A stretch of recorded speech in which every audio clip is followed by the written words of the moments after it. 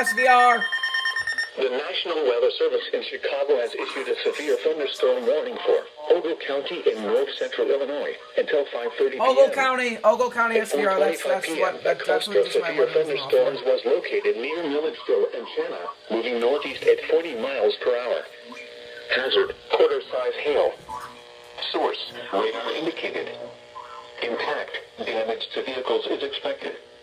Locations impacted include Rochelle, Byron, Oregon, Mount Morris, Polo, Davis Junction, Hillcrest, Stillman Valley, Lost Nation, Lindenwood, Monroe Center, Leaf River, Grand Detour, Cataline, Woosom, Kings, and Shanna, including the following interstate: Interstate 39 between mile markers 102 and 114.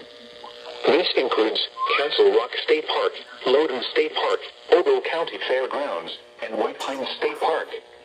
A tornado watch remains in effect until 10 p.m. for north central Illinois. For your protection, move to an interior room on the lowest floor of the building. A tornado watch remains in effect until 10 p.m. for north central Illinois.